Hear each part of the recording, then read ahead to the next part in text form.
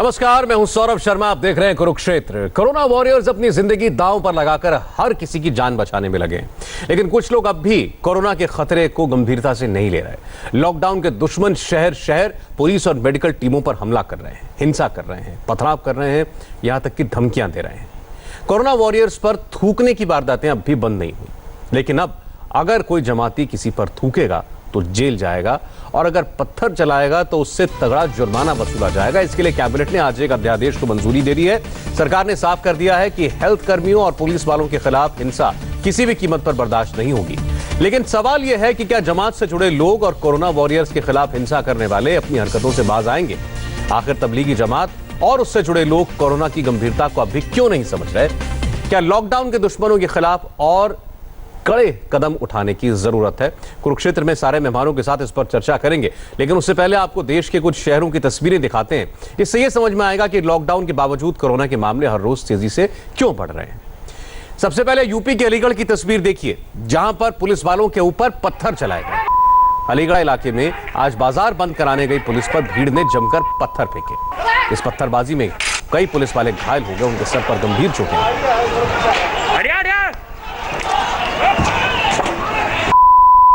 दरअसल अलीगढ़ में जरूरत का सामान खरीदने के लिए सुबह 6 बजे से 10 बजे तक लॉकडाउन में छूट मिलती है, जिसमें पब्लिक जरूरत का सामान खरीद सकती है। और आज 10 बजते ही जैसे ही पुलिस वाले बाजार बंद कराने के लिए गए, उनके ऊपर छतों से, गलियों से जबरदस्त पत्थरबाजी होने लगी।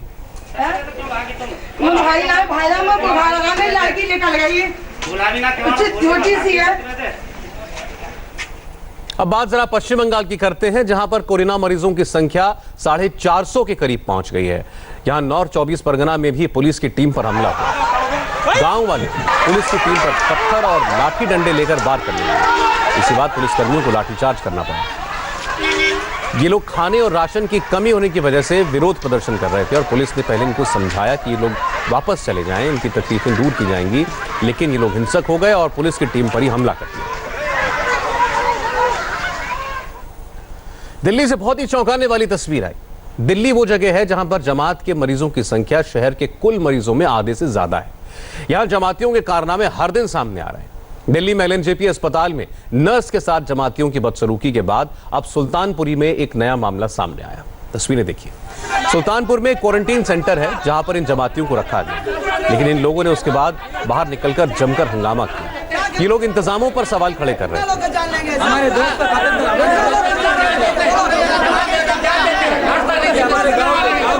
सारे लोग कोरोना संदिग्ध हैं, बाहर निकले, भीड़ लगाई, हेल्थ वर्कर समझा रहे हैं, तब भी अंदर जाने के लिए तैयार नहीं, उनकी बात मानने के लिए तैयार नहीं।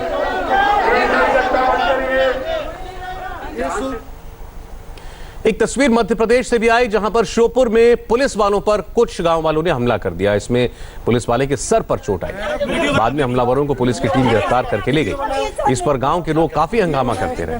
इससे पहले मेडिकल टीम लोगों को समझाने के लिए गई थी, लेकिन लोग मेडिकल टीम से बहस करने लगे, और इसके बाद जब वहां पर पुलिस गई तो लोगों ने पुलिस पर ही हमला बोल दिया। देखिए कैसे एक पुलिसकर्मी घायल हुआ, खून बहने लगा। लॉकडाउन के दुश्मन हर जगह हैं। महिलाएं भी पुलिस प्रशासन की बातें मानने के लिए तैयार नहीं दिख रही। लखनऊ के गौतमपल्ली थाना इलाके में एक कार सवार महिला ने खूब हंगामा किया।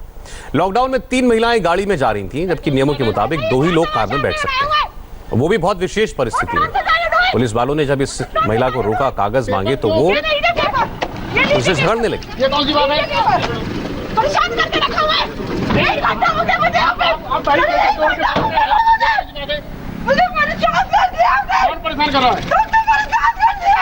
पेपर उठाइए, उठाइए, ये पेपर पड़े, ये उठा लीजिए, पेपर ये उठा लीजिए, ये तमाशा बना रही है।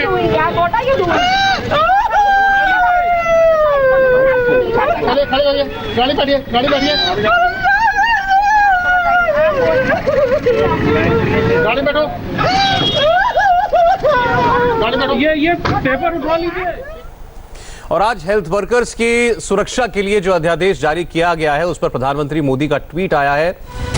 उन्होंने लिखा है कि डॉक्टर्स और हेल्थ वर्कर्स की सुरक्षा से समझौता नहीं होगा, कोरोना से लड़ रहे लोगों की सुरक्षा होगी। ये प्रधानमंत्री मोदी ने लिखा है। आपको बता दें, आज ही सरकार ने यह अध्यादेश जारी करके हेल्थ वर्कर्स, डॉक्टर्स, नर्सेस सबके खिलाफ अगर कोई इनसे बदसलूकी करता है, मारपीट करता है, इनके ऊपर हमला करता है तो उनके खिलाफ सख्त कार्रवाई करने के प्रावधान किए हैं, जिसमें 7 साल तक की जेल भी ऐसे लोगों को हो सकती है।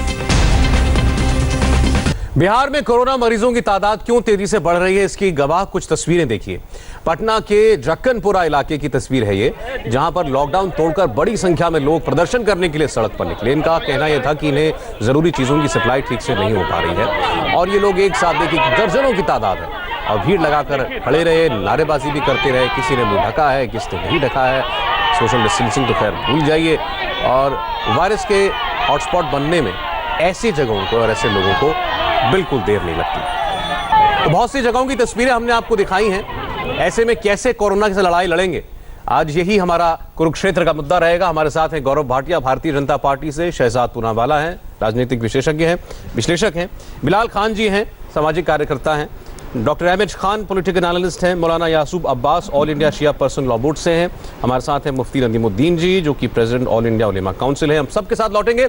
आइए शुरुआत करते हैं आज की चर्चा की।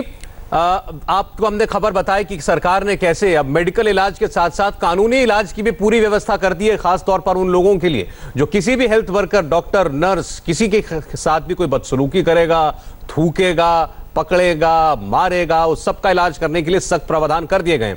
गौरव भाटिया साहब, हमने कल एक खबर दिखाई थी, एक आज की तस्वीर है। कल हमने बताया था कैसे एलएनजेपी हॉस्पिटल के अंदर 15-20 जमातियों ने मिलकर एक हेल्थ वर्कर के साथ बदसलूकी की, गला तक दबोच लिया, उनका एप्रन बाहर डाला। उन्होंने खुद ये बात हमारे कैमरे पर आकर के बताई। और आज तस्वीरें आई हैं सुल्तानपुरी की, जहां पर भारी संख्या में तबलीगी जमात के सस्पेक्टेड लोगों को क्वारंटीन करके रखा गया है। लेकिन आज ये लोग फिर इकट्ठा हुए और एक बार फिर कोरोना का हॉटस्पॉट बनने की ओर बढ़ते हुए दिखाई दिए, खतरा बनते हुए दिखाई दिए। अब ये जो अध्यादेश आपकी सरकार लाई है, इससे इलाज हो जाएगा? सौरभ जी देखिए, ये बहुत ही सराहनीय निर्णय है और ये इसलिए सराहनीय है कि सफेद कोट में आप फरिश्तों को देख रहे हैं। जो तबलीगी जमात लोग उन्हें डिफेंड करके आते हैं, इंसान कहते हैं, बताऊंगा उनको के सबसे कपड़े बदले। गौरव जी माफी चाहता हूं, फिर कोई टेक्निकल इश्यू है, आपकी आवाज नहीं मिल रही हमको। एक आध मिनट में इसको सॉर्ट आउट कर लेते हैं, फिर आएंगे आपके पास ये सवाल। लेकिन मैं शहजाद पूनावाला के पास लेकर के जाता हूं। आज सरकार ने जो कानूनी कवच दिया है हेल्थ वर्कर्स को, आपको लगता है कि वो जमात के लोग हो या और लोग हो जो हेल्थ वर्कर्स को निशाना बनाते हैं, उनको उनका तसल्ली बख्श इलाज करने के लिए भरपूर है?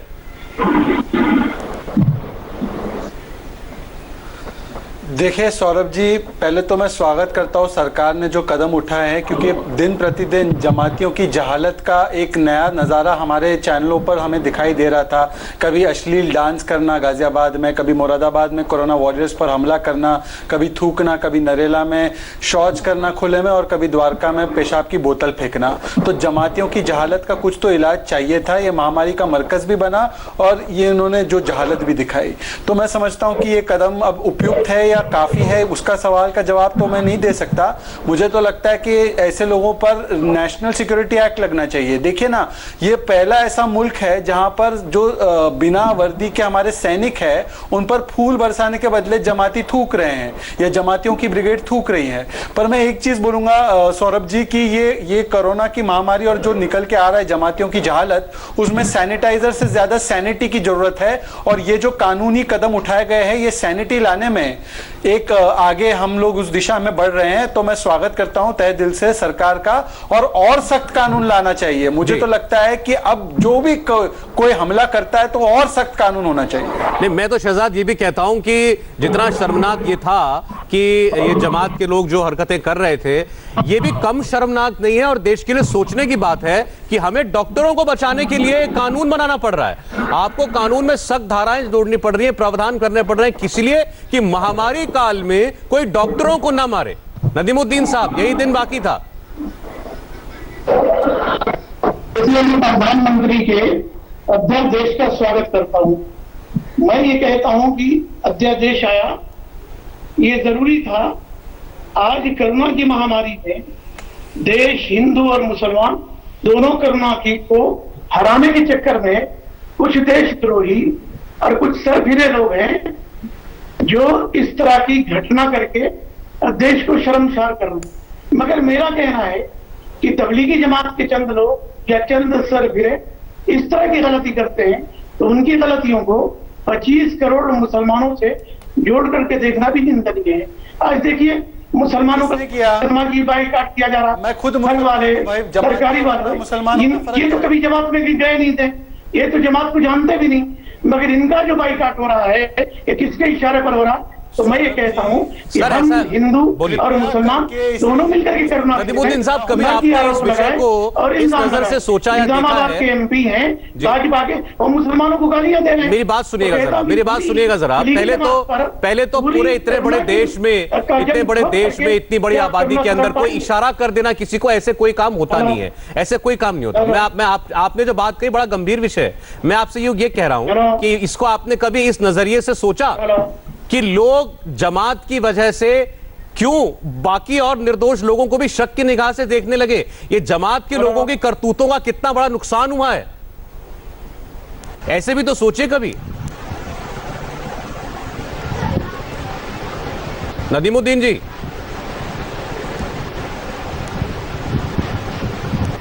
आवाज नहीं जा रही उन तक। खैर, गौरव भाटिया बोलिए, अपनी बात पूरी कीजिए। ये जमातियों की देखिए सौरभ जी, सबसे पहले तो जो आपने प्रश्न पूछा था मैं उसका उत्तर दूंगा। मैं समझता हूं सरकार का ये बहुत ही सराहनीय ठोस निर्णय है, और ये इसलिए है कि हमें भगवान दिखे ना दिखे लेकिन इंसान के रूप में सफेद कोट पहना फरिश्ता अगर दिखेगा तो वो डॉक्टर है, नर्सेज हैं, और उनके ऊपर आक्रमण करना, पत्थर मारना, उनके ऊपर थूकना, उन महिला जो नर्सेज हैं उनके सामने कपड़े उतार के नंगे घूमना, ये कोई इंसान नहीं कर सकता है। तो जो ऐसा कर रहे हैं वो इंसान नहीं है, वो कपड़े पहने हुए दानव है, जानवर है। अब इससे मजबूती मिलेगी क्योंकि इसमें सजा जो है वो 7 साल की है, और इसके साथ जो ठोस कानून है जैसे रासू का नेशनल सिक्योरिटी एक्ट, उसमें जो गुनहगार है उनको बुक भी किया गया है। इसके साथ कुछ प्रदेशों ने तो जो तबलीगी जमात के लोग हैं उन पर धारा 360 जिसमें 10 साल की सजा है इंडियन पीनल कोड में वो भी लगाई है। लेकिन आज जो सवाल है वो मैं ये उठाना चाहता हूँ, परेशानी तब है और ये आज स्पष्ट करना चाहिए, अगर तबलीगी जमात ऐसी हरकतें करता है तो उनके ऊपर सख्त कार्रवाई होनी चाहिए। अगर कोई भी व्यक्ति उनको सौरभ जी आके डिफेंड करता है तो वो ये नहीं कह सकता कि हमारी कौम पे जो है हमला किया जा रहा है, क्योंकि तबलीगी जमात को यहाँ पे पूरी कौम का प्रतिनिधित्व नहीं करती। इनको आज बताना होगा, जो डिफेंड करे उसको भी शर्मसार किया जाए। और मैं बताता हूँ आपको दिक्कत कहाँ से शुरू होती है। जब कोई भारतीय डॉक्टर के पास जाता है तो डॉक्टर उसका इलाज करता है, कोई भेदभाव नहीं, कोई धर्म बीच में नहीं आता। लेकिन जब एक तबलीगी जमात का व्यक्ति जाता है जो संक्रमित है और कहता है कि मैं नमाज पढ़ूंगा, तो वो भारतीय नहीं है, वो धर्म को आगे ला रहा है, तो उसके बाद उसका इलाज होना चाहिए, लेकिन मानसिक इलाज होना चाहिए जी। और डॉक्टरों के खिलाफ अगर कोई हिंसा का इस्तेमाल करे सौरभ जी तो ये बर्दाश्त नहीं होगा। आज आपको हर तालिब से पूछना चाहिए वो खड़े कहाँ है, डॉक्टर और देश के साथ खड़े हैं या ऐसे तबलीगी जमात के साथ खड़े हैं जो जानवर है, जिनका मौलाना साहब आज तक अपने दिल से बाहर नहीं निकला। देखिए, 2 टाइप के लोग हैं जो डिफेंड करते हैं जमात को। एक तो जो सीधे ये कह देते हैं कि जमात के लोग तो ऐसा कर ही नहीं सकते।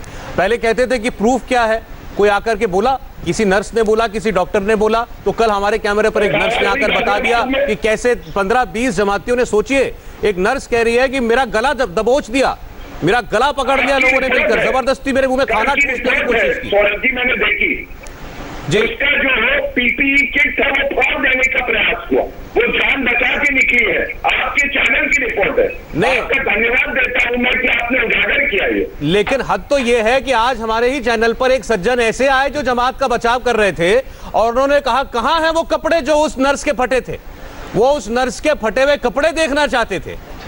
ये सोचिए जहालत, ये बेशर्मी की हद है। मुजीबुर रहमान ने कहा। एमएच खान साहब, नहीं तो अब ये पुलिस का काम भी करेंगे। इनको जो है हम लोग साक्ष्य दें। नहीं, मैं कह रहा हूँ कि बताइए क्या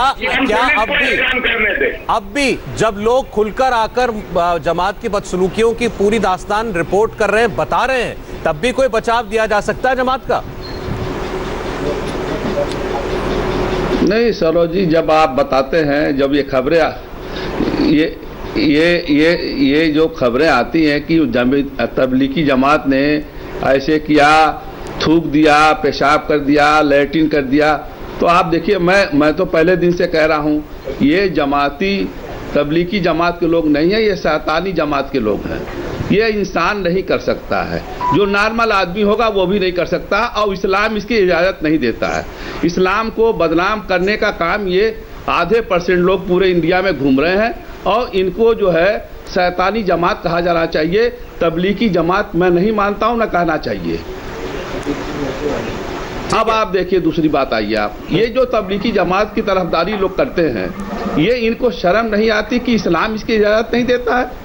इसीलिए तो इस्लाम बदनाम हो रहा है, मुसलमान और बदनाम हो रहे हैं, इनके वजह से बदनाम हो रहे हैं। जब तक इनको कंडम नहीं करोगे, जब तक इनको आप ये नहीं बताओगे कि हाँ इस्लाम के हिसाब से ये नहीं चल रहे हैं, ये इंसान, किसी भी धर्म में कोई ऐसा आदमी नहीं मिलेगा आपको दुनिया में जो इंसान के खिलाफ बगावत करता हो, उसके औरतों की इज्जत ना करता हो, भाईचारा कायम ना करता हो। इस्लाम का तो नाम ही भाईचारा है, प्यार मोहब्बत है इस्लाम का नाम।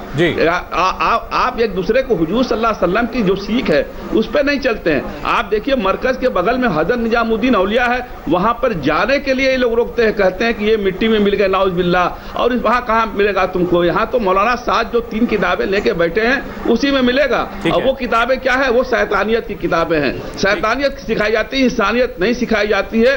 हिंदुस्तान का माहौल बिगाड़ने में ये शैतानी जमात ने बहुत बड़ा रोल अदा किया है। मैं इसको कठोर दिल से आपने बड़े कठोर और बड़े साफ शब्द कहे। मैं इसलिए क्लियर करना चाहता हूं, बिलाल खान साहब, ये बातें MH खान ने कही है, सौरभ शर्मा ने, गौरव भाटिया ने, या शहजाद पूनावाला ने नहीं। क्या जवाब है?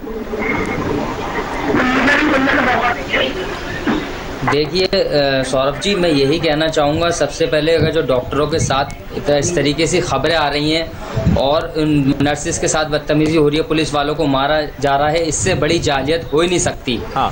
लेकिन हर चीज़ को जोड़ा जाएगा जमातियों से। मैं आपको बताता हूँ, जमात का काम अब से नहीं है, 1920 से स्टार्ट हुआ है। सुनिए पहले आपकी बात, उसमें क्यों जमात का नाम नहीं लेंगे? अभी बोलना शुरू किया और बोला जमात से नहीं जोड़ेंगे। जमाती था जमाती। नर्स बोल रही है जमाती है, आप कौन होते हैं बोलने वाले की? वो नहीं थे। इंडिविजुअल इंसान कर रहा है, उसकी गलती है। इंडिविजुअल 20 लोग मिलकर कर रहे हैं, मतलब 20 लोग मिलकर कर रहे हैं। इंडिविजुअल होता है, 20 लोग मिलकर कर रहे हैं। एक इंसान नहीं जुड़ा हुआ है, लाखों करोड़ों लोग जुड़े हुए हैं। आपको ये भी बता दूं मैं। अरे तो जो जिसने किया उसको बोलो वो जमाती है। एक इंसान आते कहना शुरू कर देंगे वो जमात से जुड़ा हुआ नहीं है। तुम जानते हो कि वो जमात से जुड़ा नहीं है। वो नर्स जो उसका इलाज कर रही है अस्पताल के अंदर, उसको नहीं मालूम है, तुमको मालूम है। सुनिए, कहां से मालूम है तुमको? इस सरकार और पुलिस प्रशासन पर उनको भरोसा नहीं है, इसलिए वो भाग रहे हैं, छुप रहे हैं। क्यों नहीं? देखिए, भागेंगे छुपेंगे तो पुलिस पकड़ेगी, नर्स को मारेंगे, ट्रायल करा, नर्स को मारेंगे, और तुम लोग आओगे यहाँ पर उनको डिफेंड करने के लिए। वो आप कोर्ट से बड़े नहीं है, हमारे देश में न्यायालय भी है, वो फैसला करेगा। अरे कोर्ट तक जब बात जाएगी तो ये लोग कितनी देर जेल में सड़ेंगे ये खुद नहीं जानते। आ जाते हैं क्या भाई? लेकिन अभी जब वो एक महिला नर्स आके बोल रही है कि मुझे 15-20 जमातियों ने पकड़ लिया, मेरा पीपी किट फाड़ दिया, मेरा गला दबोच लिया, मेरे मुंह में खाना ठूसा, स्टार्टिंग में मजम्मत की, तब तक कोई मजम्मत नहीं की तुमने। तुम्हारे जैसे लोग कोई मजम्मत नहीं करते। मजम्मत होनी चाहिए, ऐसे लोग पे कार्रवाई होनी चाहिए। इंडिविजुअल लोग कर रहे हैं। अरे कौन इंडिविजुअल लोग हैं ये? 20-20 के झुंड में कर रहे हैं। इंडिविजुअल लोग हैं ये? नहीं है आप। कौन है इंडिविजुअल? कोर्ट करेगा, कोई इंडिविजुअल नहीं है, ये तुम्हारी संस्था के साथ जुड़े हुए लोग हैं। कबूल करो, इसको एक्सेप्ट करो। तुम्हारे नहीं मानने से सच झूठ नहीं हो जाएगा। बिलाल खान, संस्था के साथ 4 शब्द बोले, इंडिविजुअल का काम है, इंडिविजुअल का काम नहीं है, संस्था से जुड़े लोगों का काम है। आप लोग आते ही डिफेंड करना शुरू कर देते हैं। किस बात को डिफेंड कर रहे हैं? किस बात को डिफेंड कर रहे हो? चढ़ा रहे देखिए, स्टार्ट कर दिया। मैं बात बता रहा हूं, तो आप जो आप कहेंगे आपके मुंह से, आपके अल्फाज नहीं बता रहे, आपको बता कुछ नहीं रहे थे, हरकतों को आते ही डिफेंड करना शुरू कर दिया। शर्मनाक हरकतों को ये देखो धर्म के नाम पर देखे, बिलाल के लिए धर्म ऊपर है, देश नहीं है। नाम नहीं कर सकते, जमात का बिलाल के लिए धर्म पहले आता है, इसलिए ये अधर्मी जमातियों को भी बचाने के लिए धर्म का चोला डाल देंगे। बताना बिलाल बिलाल आज तक कभी आपने देखा कि इस्लाम कहता है कि वतन परस्ती आधा ईमान है, और बिलाल के लिए धर्म ऊपर देश नहीं। देश की सेवा को हाईजैक करने वाले जमाती जैसे लोग बिलाल को लगता है कि इनको बचाना उनका पहला धर्म है। कोई लेना देना नहीं है, लेकिन अगर ऐसी हरकतें हो रही हैं, सुनिए सहारनपुर की रिपोर्ट बताता हूँ, वो फेक न्यूज की नहीं थी। बिलाल मुझे क्या कह रहे हैं? पाकिस्तान में फवाद चौधरी ने भी बोला है कि तकलीफ जमात है, तो क्या पाकिस्तान भी इस्लामोफोबिया कर रहा है? पाकिस्तान भी टारगेटिंग कर रहा है मुसलमानों की। तुम देश को ऊपर नहीं रखते, धर्म को ऊपर रख रहे हो। मुझे पाकिस्तान से कोई लेना देना नहीं है, मुझे अपने देश से लेना देना है। मैं यहाँ पर बात करिए पाकिस्तान ने क्या बोला क्या नहीं। वोट बैंक का वायरस जो है ना बिलाल में, कोरोना वायरस। एक सेकंड सर, एक सेकंड सर, एक सेकंड, सब लोग एक मिनट खामोश हो जाए। एक मिनट खामोश हुई है, एक मिनट। पहली बात तो ये पाकिस्तान का मामला नहीं है, हिंदुस्तान का मामला है। लेकिन साथ साथ ये भी कहना पड़ेगा, Indonesia, Malaysia, Thailand, Pakistan, Bangladesh और भारत, इन पूरे जगहों पर आप जाकर के थोड़ा स्टडी कीजिए कहां से फैला है कोरोना, कहां पर जमाती लोग घूमे और कोरोना फैलाया है। इस बात को भी जरा सा आप स्टडी कीजिए। मैं इस बात को वहां ले जाना नहीं चाहता हूं, लेकिन जो भारत में गलतियां कर रहे हैं ये लोग, उसके बारे में हम बोलेंगे तो आप उसके आप आते ही पहले शब्द से उसको डिफेंड करना शुरू कर देते हैं। तो हम सवाल नहीं उठा सकते क्या? एक मिनट, अरे किसका सवाल उठाना, उठाओ सवाल, हिम्मत है सवाल उठाने की। एक बार बोल सकते हो, एक बार बोल सकते हो कि हाँ ये जमाती है, उन्होंने ऐसा किया। नहीं बोला जाएगा, सच्चाई के साथ में बोला नहीं जाएगा आपसे कि ये जमाती और ऐसा कर रहे हैं, ये सच है। के साथ नहीं हूँ, लेकिन आप जो कहेंगे, आप जो अल्फाज मेरे मुंह में डालेंगे वो नहीं बोलूंगा मैं। मत बोलो, कोई तुमको मजबूर नहीं कर रहा बोलने के लिए, जो बोलो लेकिन सच बोलो। मेरी बात सुन लीजिए, सच बोलो। एक मिनट रुकिए, अभी एक मिनट रुकिए। वो महिला एक सेकंड, वो नर्स खड़ी होकर के बता रही है, नर्स खड़ी होकर के बोल रही है, और ये आए कहने के लिए कि नहीं इंडिविजुअल कर रहा है, जमाती नहीं कर रहे हैं। 20 लोग मिलकर उसका गला दबा रहे हैं, और ये आए कहने के लिए कि नहीं साहब कोई और होगा, कोई आदमी होगा उसने कर दिया ऐसा। वो सुनिए मैं बता, वो जमात से जुड़ा हुआ है, अगर कर रहा है तो गलत है। मैं बोल रहा हूँ आपके चैनल पर कुछ नहीं पता। एक मिनट, बाकी मेहमानों के पास जाइए। गौरव 30 सेकंड बोलिए। सुन लीजिए। हाँ बोलिए।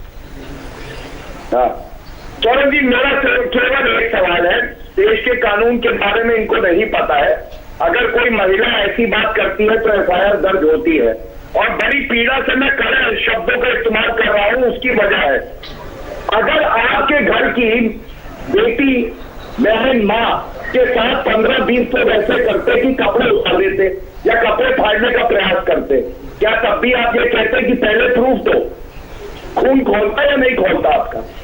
तो देश की बेटी है, वो अपना कर्तव्य निभा रही है, जो आपके धन से ऊपर हो गया है, क्योंकि वो इंसानों की जान बचा रही है। आपको शर्म नहीं आती है? आपके घर में आपकी माता जी होंगी, उनसे जाके पूछिएगा कि कोई महिला कह रही है मेरे कपड़े फाड़े जा रहे थे, क्या एक और नर्स कह रही है कि कपड़े उतार के नंगे घूम लेते हैं, और उसके बाद आप कहते हो प्रमाण दो। दंडे करने चाहिए आपको, दंडे, समझे? अपने घर में जो महिलाओं को उनसे पूछिएगा, उनको पीड़ा हो रही है कि नहीं है सुन के भी।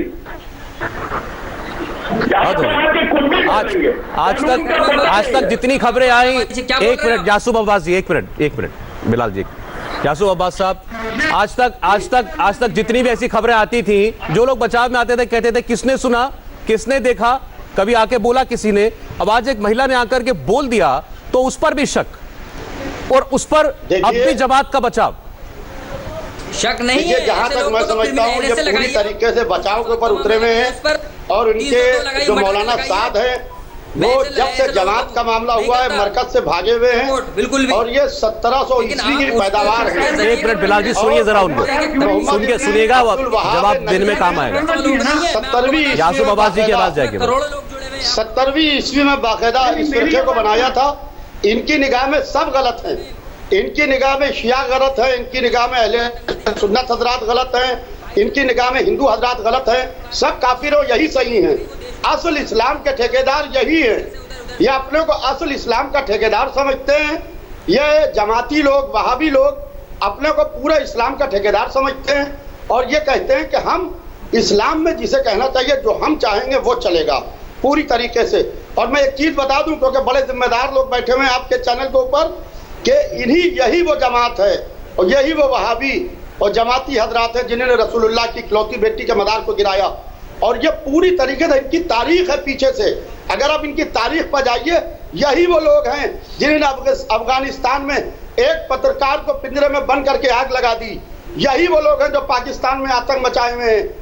ये वहाबी लोग हैं, ये जमाती लोग हैं, ये किसी को नहीं मानते, ये प्रॉफिट मोहम्मद को भी नहीं मानते। नहीं, मैं जासूस साहब, मेरा सवाल लेकिन ये है, ये वहाबी हो चाहे कुछ हो, इनकी विचारधारा जो हो, ये कौन सी विचारधारा में सिखाया जाता है? नर्स को मारो, डॉक्टर को मारो, थूको, ये कहाँ सिखाया जाता है? होती है इनके यहाँ यही विचारधारा पढ़ाई जाती है और यही विचारधारा समझाई जाती है। इनके यहाँ इंसानियत नाम की कोई चीज नहीं है। ये जो शैतानी जमात है उसमें यही विचारधारा पढ़ाई जाती है। नहरवान से भागे हुए हैं। ठीक है, समझ पा रहे हैं। एक मिनट, नदीमुद्दीन जवाब दे। बोलिए नदीमुद्दीन जी। ये आदमी जमात का है, मौलाना नदीमुद्दीन,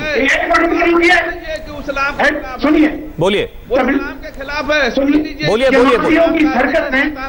सुनिए, जमातियों की हरकत में 25 करोड़ मुसलमानों को शर्मिंदा किया। भारी पड़ रहा है। मैं इसकी निंदा भी करता हूँ। पहले उनको रोकिए, आपकी आवाज आ रही है, आप बोलिए। आपकी आवाज साफ आ रही है, आप बोलिए।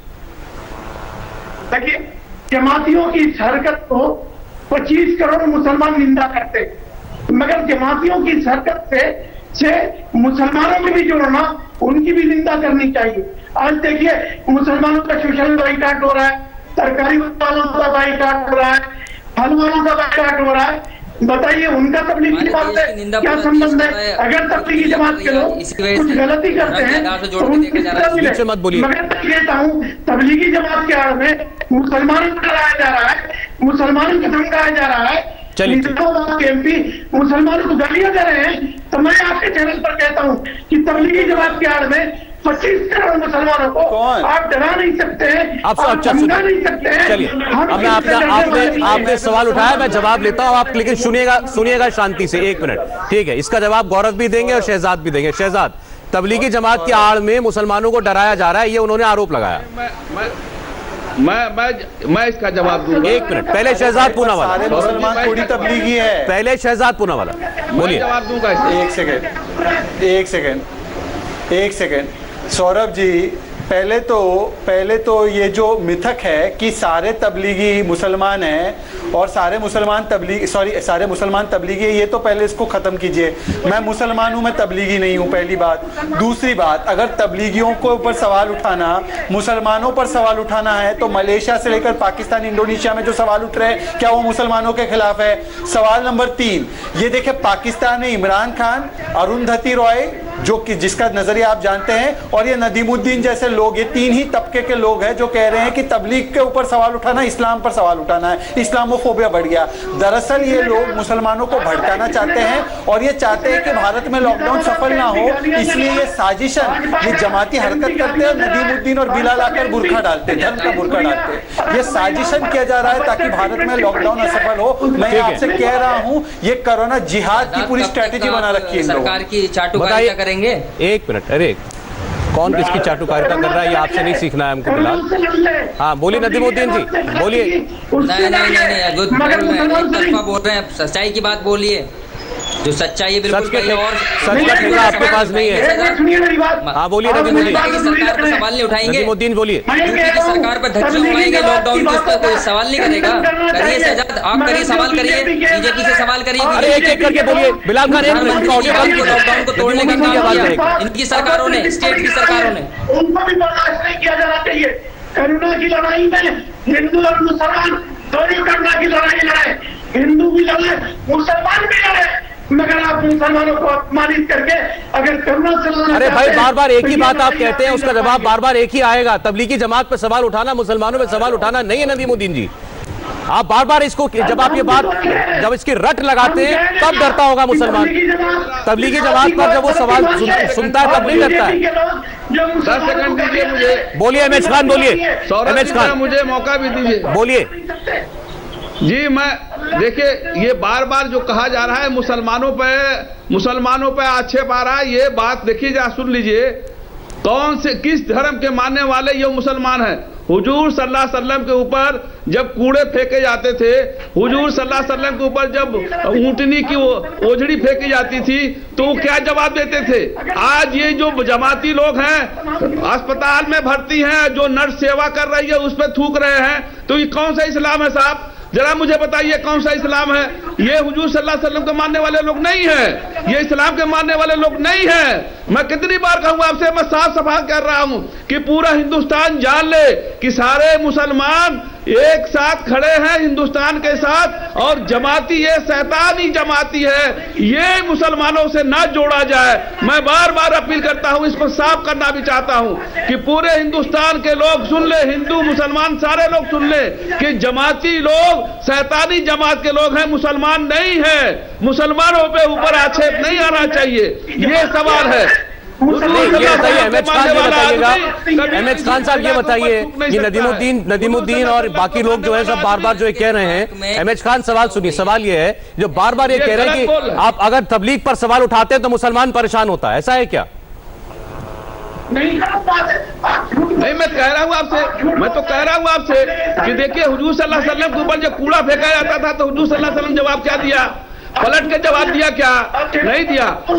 आज जमात का एक भी आदमी अगर बदसलूकी करता है, बदतमीजी करता है तो इस्लाम से खारिज है, इस्लाम में नहीं है। मैं साफ साफ बात कह रहा हूं, वो इस्लाम ये सिखाता नहीं है। इस्लाम भाईचारा सिखाता है, इस्लाम प्यार मोहब्बत सिखाता है। हुजूर सल्लल्लाहु अलैहि वसल्लम ने कहा कि जब वबा हो तो अपने अपने घरों में रहो, दूर एक दूसरे से ना मिलो। ये इस्लाम की देन है, हुजूर सल्लल्लाहु अलैहि वसल्लम के बताए हुए रास्ते हैं। हम अगर उस रास्ते पे नहीं चलते हैं तो हम मुसलमान कहलाने के लायक नहीं है, हम मुसलमान नहीं हैं, हम शैतानों की जमात के आदमी हैं। जो शैतान लोगों कर रहा है वो शैतान है। सर ऐसे लोगों को सबक सिखाने के लिए तो पहले मुस्लिम समुदाय को ही इनके खिलाफ कोई कदम उठाना चाहिए ना, जो बचाए कि इनका बचाव करें, तो आकर खुलकर बोले कि ये हम में से है ही नहीं। सौरभ जी, ये हमारे बीच में, हम तो कह रहे नहीं हम में से नहीं है, हम तो कह रहे हैं हमारे है ही नहीं है। हमारे तो वो है जो हुजूर सल्लल्लाहु अलैहि वसल्लम को मानने वाले लोग हैं, हमारे तो वो है जो अहले बैत को मानने वाले लोग हैं। एक मिनट, हमारे तो वो है शहजाद और गौरव बोलिए, शहजाद बोलिए। हमारे तो वो है, ठीक है सर, इनके कौन है जो उनको बचाव कर रहे हैं? लेकिन जी हाँ, नदीमुद्दीन से सिर्फ इतना पूछिए, ठीक है, नदीमुद्दीन से सिर्फ इतना पूछिए, जब मक्का मदीना बंद था, काबा बंद था, तो ये तबलीगी इस्लाम के ऊपर है कि अपना जलसा चलाए रखे थे? ये अपना जलसा तब भी चलाए रखे थे जब मक्का मदीना पर पाबंदियां थी। ये कौन से लोग हैं? ये इस्लाम के ठेकेदार है, इनको बोलना, इस्लाम को बोलना हो गया। नदीमुद्दीन जी कभी तो अभी उनका लिंक डिस्कनेक्टेड है। आपकी बात का जवाब बिलाल खान देना चाहते हैं, बोलिए बिलाल खान। बोलो। देखिए सौरभ जी, मैं ये बताना चाहता हूँ, ये कह रहे हैं कि भाई 23 तारीख तक वो खुला हुआ था, तो 23 तारीख के अंदर बहुत सारी धार्मिक चीजें खुली हुई थी। इस पे ये नहीं है कि जानबूझकर वो किया गया। जब पुलिस को बताया गया था, ये तो सबको आपको पता है, पुलिस प्रशासन मिला हुआ है, पुलिस का स्टेशन एसएचओ को लिखित में गया है, डीसीपी को लिखित में दिया गया। अच्छा, तो पुलिस प्रशासन और दिल्ली की सरकार पर क्यों सवाल उठाया जाए? उन पर कोई सवाल नहीं उठाएगा। सिर्फ आपको एक फोबिया हो चुका है कि तबलीगी को और मदरसे को जोड़कर इस्लाम से जोड़कर मुसलमानों को बदनाम कर दिया जाए। कौन सा अनुयायी गाजियाबाद में डांस कर रहा है अश्लील? कौन सा अनुयायी थूक रहा है, पेशाब की बोतल भर के फेंक रहा है? कौन कर रहा है? वो जमात से जुड़े हुए थे? क्या प्रूफ है आपके पास? क्या प्रूफ है? कर रहा है? कौन सा अनुयायी? क्या प्रूफ है आपके पास? सारण पुलिस ने क्या प्रूफ है? ये देखो सौरभ जी, एक और प्रूफ मांगने वाला। आप कहां से आज पकड़ के ला रहे हैं? रोटी मांग रहे हैं, उसको गलत निकली। प्रूफ मांगने वाले जमातियों की भरमार इंडिया टीवी पे कैसे लगी है आज? ठीक है सौरभ जी, हाँ, नहीं कहां से कौन सी जूस है, कौन से एक्सपोज होना जरूरी था? सुनिए, आप एक्सपोज होना जरूरी था। एक और प्रूफ मांगने वाले आ गए। मैं जानता हूं भाई, कितनी चीजों का प्रूफ मांगोगे? बिलाल खान, तुम्हारे पास क्या प्रूफ है इस बात का कि वो लोग जमाती नहीं थे? पूरी दुनिया में सवाल उठाने वाले आपके पास क्या सबूत है कि वो जमाती नहीं थे? मानना पड़ेगा आप पूरे। यहाँ तो वो शिकायत करने वाले लोग मौजूद हैं। आप जैसे लोगों के पास क्या सबूत है कि वो जमात से जुड़े हुए नहीं थे? तो वहां पलट के कोई आपसे भी तो ये पूछ सकता है। सब लोग बात का सबूत मांग रहे हैं। कितनी बातों का सबूत मांगेंगे आप? बिलाल जी तो राम जी का भी प्रूफ मांगते हैं। बिलाल जी की पार्टी ने तो राम जी का, गौरव भाटिया, इनको प्रूफ चाहिए। इन्होंने तो कहा राम जी। गौरव भाटिया, अब भी प्रूफ चाहिए। जमातियों का प्रूफ मांगेंगे? सौरभ जी, ये तो राम जी के अस्तित्व पे भी सवाल उठा है। अभी तक की जो चर्चा हुई है सबसे पहले तो इनको प्रूफ चाहिए, तो मुझे भी एक प्रूफ चाहिए। हम क्यों ना माने जो तबलीगी जमात के लोग हैं या उनको डिफेंड करते हैं वो देशद्रोही है, वो देश से वतन से प्यार करते हैं, इसका प्रूफ दे। एक महिला नर्स, क्या आपको लगता है झूठे आरोप लगाएगी? लेकिन प्रूफ खेल रहे हैं, इसलिए मैं कुछ प्रूफ दे देता हूं। देश के कानून के हिसाब से गाजियाबाद के केस में जहां नर्स के सामने कपड़े उतारे गए FIR हुई, मुरादाबाद में 17 लोगों की अरेस्ट हुई, FIR हुई, यही सबसे बड़ा प्रूफ है। इंदौर में भी FIR हुई, यही प्रूफ है। अभी कह रहे थे न्यायालय में आता है तो न्यायालय फैसला करेगा दोषी है या नहीं है। दूसरी बात, यहाँ हमें एक बात समझ लेना होगा, जो देश के 20 करोड़ मुसलमान हैं, जिसमें शहजाद भी है, जिसमें डॉक्टर MS खान भी है, जिसमें मौलाना याकूब भी है, ये सब हमारे वतन से बहुत मोहब्बत करते हैं। तबलीगी जमात की वजह से ये लोग क्यों बदनाम हो सौरभ जी? तबलीगी जमात सारे के सारे मुसलमान हो सकते हैं, लेकिन देश में 20 करोड़ जो मुसलमान है सब तबलीगी जमात नहीं है। और हम बार बार शर्मसार करेंगे तबलीगी जमात को, क्योंकि जब देश लड़ रहा था कोरोना के खिलाफ ये पीछे से घात कर रहे थे। तीसरी बात, ये बार बार एक तर्क दिया जाता है कि मक्का मदीना बंद था तो यहाँ पे भी बंद होना चाहिए। मैं केवल एक नागरिक होने के नाते एक बात कहूंगा, ये देश संविधान से चलेगा, कानून से चलेगा। अगर सरकार ने कह दिया बंद तो बंद, किसी मरकेलाल की हिम्मत नहीं होनी चाहिए कि उस बंद का उल्लंघन करे। अगर आप देश में रह के संविधान के कानून को नहीं मानेंगे तो आप देश के साथ विश्वासघात कर रहे हैं। आप दूसरी जगह से गवर्न नहीं हो सकते, केवल देश के कानून से हो सकते हैं। और अंत में केवल इतना कहूंगा, ये चर्चा तो तबलीगी जमात पे होती ही नहीं सौरभ जी, 5 मिनट में खत्म हो जाती अगर तबलीगी जमात को कोई डिफेंड करने ना करता। ठीक बात है भाई मुसलमान जो मुझे सुन रहे हैं, मेरी अपील है देश के साथ खड़े हो जाओ। एक पहचान भारतीय होने की, इस पर कोई दूसरी पहचान नहीं हो सकती है और तभी हमारी जीत होगी, कोरोना परास्त होगा। भाई किसी को मालूम भी नहीं था, बहुत ज्यादा देश में अधिकांश लोगों को नहीं पता होगा कि तबलीगी जमात नाम की कोई संस्था है, कोई ऑर्गेनाइजेशन है, वो क्या काम करती है। ये सब कैसे पता चला? ये पता तब चला जब दिल्ली के अंदर कोरोना का विस्फोट हुआ, जब कई राज्यों के अंदर 60, 70, 80, 90% तक मामले आ गए।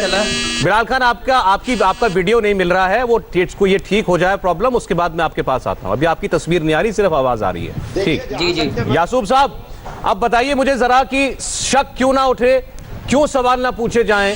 अगर इलाहाबाद के अंदर एक प्रोफेसर जैसा पढ़ा लिखा व्यक्ति 18-20 विदेशी जमातियों को छुपाकर अपने घर में रखेगा तो ये पूछा जाएगा ना जवाब मैं दूंगा। अरे भाई आप सारे सवालों का जवाब दीजिएगा बिलाल जी, लिंक ठीक हो जाए, लिंक ठीक हो जाए। मुझसे पूछा गया है। एक मिनट, हाँ राजीव साहब, तो सवाल नहीं तो लोग सवाल नहीं पूछेंगे।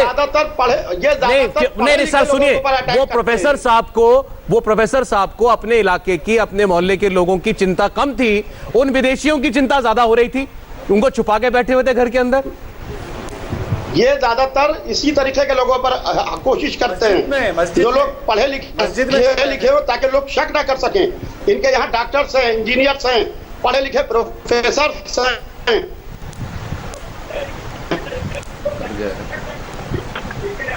जी, ये उन लोगों को लेके आते हैं अपने साथ में। हॉस्पिटल में भी एक डॉक्टर, तबलीगी डॉक्टर, उनकी शक्लें भी देते हैं, को संक्रमित कर गया। जमा हो, ये कहीं इस्लाम में लिखा हुआ नहीं है। और जिस तरीके से तो एक डॉक्टर का इलाहाबाद का मामला आया है, अभी आप पूरे हिंदुस्तान में खुले दीजिए, अभी बहुत से मामला आएंगे। सवाल यह है कि WTC सेंटर जो गिरा है उसके अंदर भी जमात के लोगों का हाथ था। इनके पास पायलट मौजूद है। ठीक है, आपकी आवाज कट रही है, जरा आपकी बात लेकिन सुन लिया हमने। बिलाल खान जवाब देना चाहते हैं आपको, बोलिए। जी, मैं ये बताना चाहूँ, ये जो वायरस है, कोरोना वायरस, किसी को भी हो सकता है। हमारे देश के 50 पत्रकारों को हो गया, ये इंडिया टीवी की खबर है कल की। हाँ, हो गया।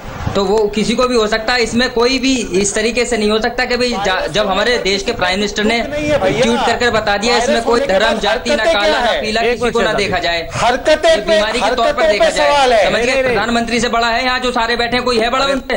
पूछिए सवाल। बिलाल खान एक मिनट, पत्रकारों को कोरोना हो गया, हमारे साथी कोरोना हो गया। भाई सुनिए ना, सुनिए, तो हम भी तो यही कह रहे थे कि कोरोना किसी को भी हो सकता है। हमारे साथी तो खतरा उठा करके जगह जगह सड़कों पर जाकर के खबर इकट्ठा कर रहे थे तब उनको कोरोना हुआ। आप लोग क्या कर रहे थे दिल्ली के मरकज के अंदर जो आप लोग को कोरोना हुआ? तो हम लोग तो काम कर रहे थे, सड़क पे मजबूरी में उतरे हुए थे। देखिए ये आप लोग कौन सी देश सेवा कर रहे थे? एमपी की सरकार ने परमिशन, ये विदेशी इस्लामिक स्कॉलर्स को बैठा के रखे थे जहां से संक्रमण आया। सब इंडोनेशिया, थाईलैंड, सब अलग अलग देशों के लोग बैठा के रखा था इलीगली। इसकी अनुमति सरकार ने दी थी। वीजा लॉ का वायलेशन करते हुए मस्जिद वाले, इसकी अनुमति सरकार ने दी थी। आवाज नहीं जा रही अरे है। आप ये बताओ कि अगर संक्रमण हो गया लेकिन इतनी हिम्मत नहीं है। कैसी है? पत्रकारों को हो गया, किसी को हो गया, किसी को भी हो सकता है, पर हरकतें क्या है? अश्लील डांस करना, थूकना, पीटना, पत्थर फेंकना, कोरोना वॉरियर जानलेवा हमला करना जान बचाने वालों पर। गौरव बोल रहे हैं उसके बाद ये सवाल पूछे नहीं। और चलिए, कोरोना का खतरा पूरी दुनिया मान रही है। हमारी फ्रेटर्निटी के लोगों को हो गया, पुलिस वालों को हो गया, पुलिस वाले शहीद हो गए हैं, 2-3 पुलिस वाले, मेडिकल स्टाफ को, डॉक्टर्स को हो रहा है। चेन्नई में तो एक डॉक्टर की मौत हो गई, अभी कल की खबर है। सबको खतरा पता है सिवाय तबलीगियों के। तबलीगी लोग मिलेंगे भी, ये मजमा भी लगाएंगे, ये घूमेंगे भी, ये ट्रेनों में भी जाएंगे, बसों में भी जाएंगे। श्रीनगर के व्यक्ति ने कितने लोगों को दिया? जम्मू कश्मीर में पूछेगा एक तबलीगी आदमी ने जम्मू कश्मीर में कितने लोगों को दे दिया? तमिलनाडु में कितने लोगों को दे दिया? तेलंगाना में कितने लोगों को दे दिया? लखनऊ के एक मस्जिद में छिपे हुए जमातियों ने कितने लोगों को कोरोना दे दिया? वो समझे बैठे थे कि हमको नहीं होगा, कौन बचाएगा? और क्या बच गए? लेकिन आज भी लोग उनकी जान बचाने के लिए जूझ रहे हैं। नदीमुद्दीन जी बड़ी देर के बाद जुड़े हैं, बोलिए। और फिर उनका वीडियो लिंक फिर से चला गया। खान साहब, लेकिन ये बताइएगा कि इतनी बहस हो रही है, इतने वाकये रोज सामने आ रहे हैं, हम ये उम्मीद कब करेंगे कि तबलीग की ये हरकतें बंद हो? कट हो गया, प्लीज कनेक्ट कराइए। हेलो कनेक्ट करिए। देखिए सौरभ जी, मैं तो यही कहूंगा कि बहुत अभी जो भाटिया जी हैं सुप्रीम कोर्ट के वकील हैं, देखिए कॉन्स्पिरेसी में भी 120 भी लगता है। ये सबके जो आपके चैनल पे भी जो बैठा तबलीगी जमात का बचाव कर रहा है, उस पर भी 120 लगवाइए। और एक कहावत है, सुना होगा आपने, कि पढ़ा लिखा जाहिल आदमी, पढ़ा लिखा जाहिल, इसीलिए इलाहाबाद में पढ़ा लिखा वो जाहिल आदमी था जिसने ये काम किया। पूरे हिंदुस्तान के लोगों को जान खतरे में डाला उसने विदेशियों को बचाने के लिए हिंदुस्तानियों को खतरे में डाला उसने। ऐसे लोगों पर 120 बी का मुकदमा कायम होना चाहिए। लखनऊ में आज बद से बदतर हालत हो गई है, हॉट स्पॉट बनाया जा रहा है। किसके वजह से? इस जमातियों की वजह से। एक मस्जिद में 16 जमाती पकड़े गए, जिसमें 12 जमाती पॉजिटिव पाए गए, और उसके बाद उसी मोहल्ले में 90 के करीब लोगों को पॉजिटिव पाया गया। तो ये इल्जाम लेने से भी भाग रहे हैं। ये मैं कह रहा हूं, शुरू से मैं कह रहा हूं आपको कि इंसान, जानवर को भी अगर आप पाल लीजिए तो वो भी आपको नहीं काटेगा। आपको ये इनको इलाज करने वाले लोगों को भी ये थूक रहे हैं, इलाज करने वाले को, पुलिस वालों को जो इनकी सुरक्षा में लगे हैं, उनको भी आप। नदीमुद्दीन जी को सुन लें, बड़ी देर के बाद जुड़े। नदीमुद्दीन जी बोलिए। हाँ बोलो सर, बोलो, ये बोलिए नदीमुद्दीन जी, बोलिए। जमात के लोगों को यही इलाज है। देखिए, मैं कहता हूँ तबलीगी जमात वाले जहाँ जहाँ गलती कर रहे हैं उनको सख्त सजा दी जाए। हमने कभी तबलीगी जमात का बचाव नहीं किया है, मगर आज मुसलमानों के खिलाफ जो दुष्प्रचार किया जा रहा है, सब्जी वालों का बाइकाट किया जा रहा है और फल वालों का बाइकाट किया जा रहा है, मुसलमानों को बाइकाट किया जा रहा है। भाजपा के एमपी अरविंद मुसलमानों को बताइए ना तबलीगी जमात क्या है? इसीलिए तो कह रहा हूं मैं, मुसलमानों से अलग करिए तबलीगी जमात को। तबलीगी जमात को मुसलमानों से अलग करके हिंदुस्तानियों को बताइए ये तबलीगी जमात के लोग मुसलमान नहीं है, ये बताइए ना। और पूरा साफ करिए, क्लियर करिए, पिक्चर क्लियर करिए कि ये तबलीगी जमात के लोग मुसलमान नहीं है, ये इस्लाम के मानने वाले नहीं है। ये बात बताइए पूरे हिंदुस्तान के लोगों को, मुसलमानों का बाइकाट नहीं होगा। अगर कहीं हो रहा है तो नहीं होगा, लेकिन जब तक ये बताइएगा नहीं तबलीगी जमात के लोग इस्लाम के मानने वाले नहीं हैं। नहीं, अभी आपने क्या कहा? मुसलमानों के जो कुछ लोग बॉयकॉट कर रहे हैं, उस पर आप क्या, उस पर अभी आपने जो कहा बहुत महत्वपूर्ण है, बोलिए।